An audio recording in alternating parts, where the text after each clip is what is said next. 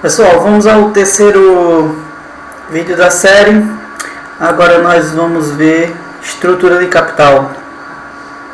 Lembrando que esse material está disponibilizado a você. Você pode copiar, você pode editar, contanto que você mantenha o nome do autor e você mantenha disponível para cópia por outras pessoas. Então, vamos lá. Índices de estrutura de capital, endividamento geral, participação do capital próprio, cobertura de juros e alavancagem financeira. Endividamento geral, passivo total sobre ativo total. O que eu tenho aí? Eu tenho o percentual de passivo em relação a todo o recurso que está sob controle da empresa. É muito rápido, muito simples de calcular. Passivo total sobre ativo total, só isso. Tudo no balanço.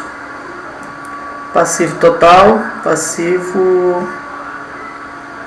Nesse caso vai ser passivo circulante mais passivo não circulante, dividido pelo ativo total,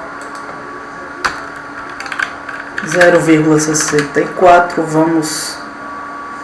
Eu calculei errado, botei 2011, vamos calcular 2010. 2010 igual, abre parênteses, passivo circulante mais passivo não circulante, fecha parênteses, divide pelo ativo total. Lembrando, se eu não colocar os parênteses, ele vai dividir antes de somar e vai sair errado. Agora sim, 0,64, vamos até o ano 2015, diminuir a quantidade de casas decimais, oscilando entre 65 e 62, 66 e 62% do capital sob controle da empresa. Ele é de passivo, de obrigações. Depende do setor, depende da média do setor. Mais importante do que o endividamento é o prazo para pagar esse endividamento. Mas a gente sabe que mais capital próprio, a gente tem mais segurança. Mais capital de terceiros, maior rentabilidade. Lembrando que é uma questão de risco e retorno. Seguindo adiante, vamos agora para o participação do capital próprio. É exatamente o contrário. Vocês vão ver que é 1 menos o endividamento geral.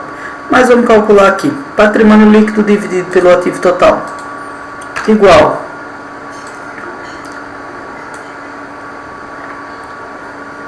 Patrimônio líquido dividido pelo ativo total.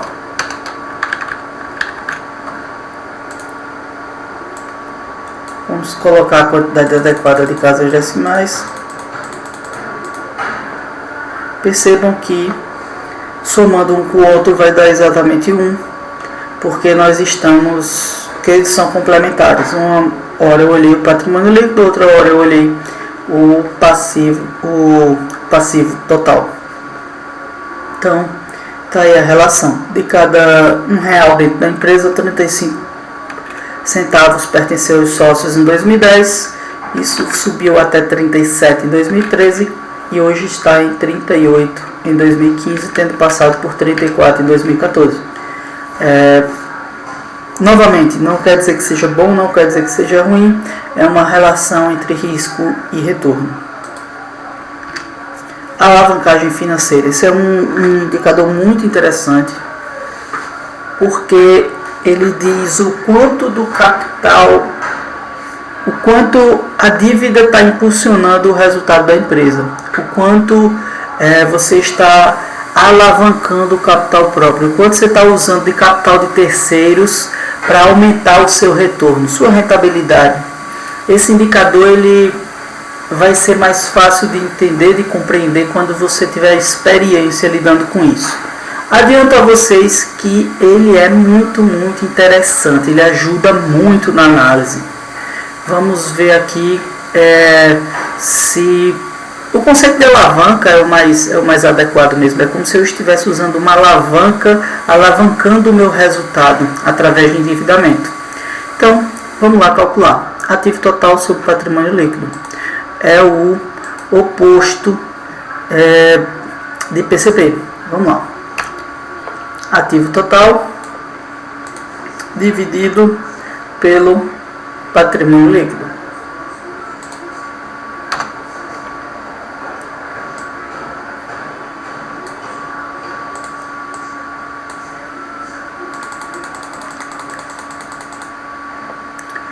Isso quer dizer o quê?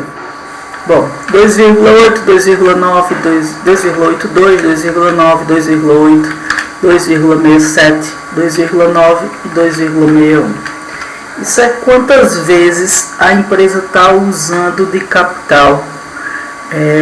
É mais ou menos assim, dado que o capital dos sócios, quantas vezes ela multiplicou o capital dos sócios para manter a estrutura de capital atual? Mais ou menos o seguinte, se o capital dos sócios fosse 1, a empresa pegou e transformou isso em 2,82 através de endividamento, através do contrair de despesas, de obrigações, ou de endividamento, seja lá o que for. Então, o que nós temos aqui é uma empresa que está por volta de 2,8 alavancada. Caiu um pouco em 2015, aumentou um pouco em 2014 e está oscilando nisso daí. É bom dar uma comparada com o setor, lembrando que empresa mais alavancada tem um retorno maior, empresa mais alavancada tem um risco maior. Então, você alavancar, você aumenta o retorno e você aumenta o seu risco. Se a sua atividade é uma atividade muito estável, você aumenta a sua alavancagem. Se a sua atividade é muito instável, você diminui a sua alavancagem. Então, basicamente isso, pessoal. Vocês vão entender melhor a alavancagem financeira com o passar do tempo, com mais experiência, lembrando que é um dos indicadores mais interessantes de se analisar. Depois nós vemos a cobertura de juros, que é o EBIT, que é o lucro operacional sem considerar o resultado financeiro, dividido pela despesa financeira. Esse é um indicador que não é tão comum, mas ele é bem interessante, porque ele nos diz se o negócio, o que aquela atividade desenvolvida pela empresa, o quantas vezes ela paga os juros das dívidas da empresa. Então, se ela é superior a 1, significa que a empresa consegue pagar as despesas, pagar os juros da dívida. Se ela é inferior a 1, aí tem um problema sério, porque a geração de lucro da operação da empresa não é capaz de pagar os juros dela. Então tem um problema muito sério se você tiver esse indicador tiver inferior a 1. Então vamos fazer esse cálculo. EBIT, novamente, é o lucro operacional sem considerar o resultado financeiro, dividido pela despesa financeira. Tudo isso a gente encontra na DRE. Então vamos lá. 2010, EBIT, sinal de igualdade.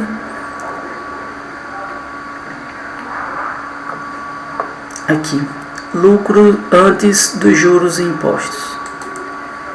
E eu vou dividir pela despesa financeira.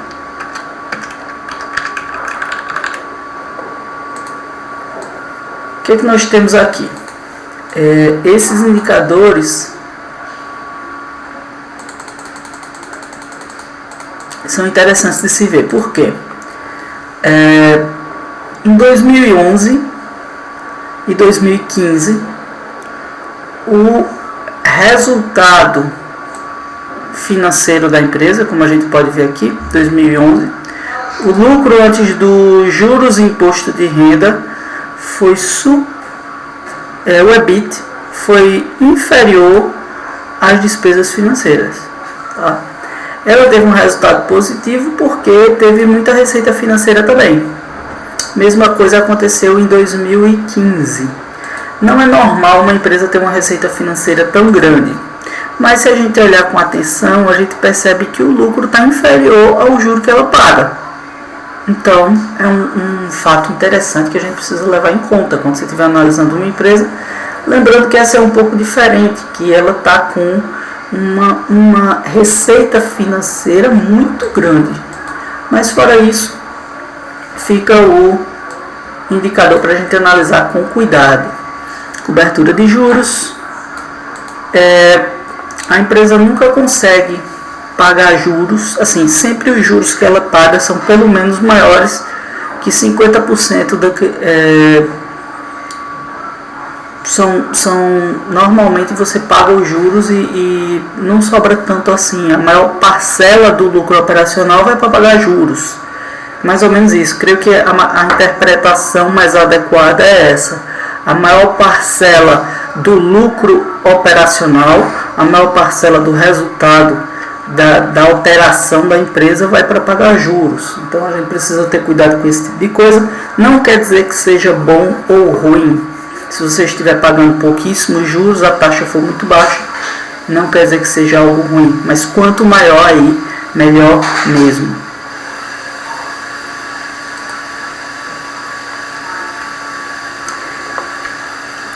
Esse índice é interessante que a gente conheça.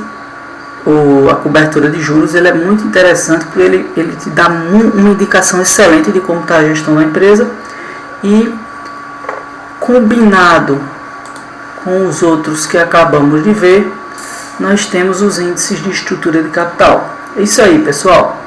Espero que tenham gostado e assistam os outros vídeos da série.